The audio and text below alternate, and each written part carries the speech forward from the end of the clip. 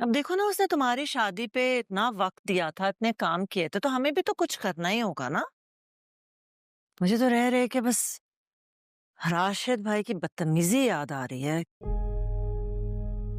कैसे बेचारी राबिया हाथ जोड़ रही थी, और उसका क्या कसूर है भाई। खैर एनीवे, तुम क्या सोच रही हो, क्या हुआ है? मॉम, कुछ दिन पहले आपने अलिशबा के बारे में पूछा था उसामा के लिए। हाँ, लेकिन जब तुमने मना कर दिया था तो मैंने उसामा से कोई बात नहीं की। मैं उसामा से बात कर चुकी हूँ और उसे इस बात पे कोई ऑब्जेक्शन नहीं। दो। हाँ नहीं है ऑब्जेक्शन, बट तुम क्यों अचानक से मेरी शादी के पीछे पड़ गई हो भाई? हम समझाएं यार इसे। मुझे कोई शौक नहीं है तुम्हारी शादी का।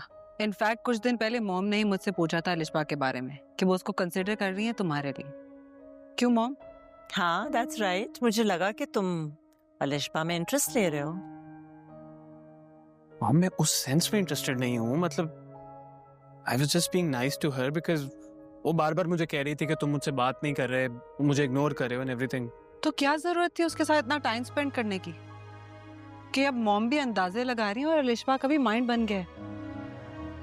नहीं ज़ारा, इसमें उसामा का कोई कसूर नहीं है, वो बस मुझे यूं ही ख्याल आ गया था तो मैंने तुमसे और फराज से जिक्र कर दिया था, क्योंकि मुझे लगा कि अलिशबा उसामा के साथ अच्छी लगेगी। मॉम, वो आपको अच्छी लगती है ना, तो अब आप इन दोनों के रिश्ते की बात करें।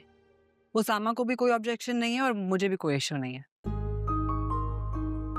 ओके फाइन, अगर आप दोनों लेडीज को लगता है कि मेरी और अलिशबा की शादी होनी चाहिए then so be it, I am good.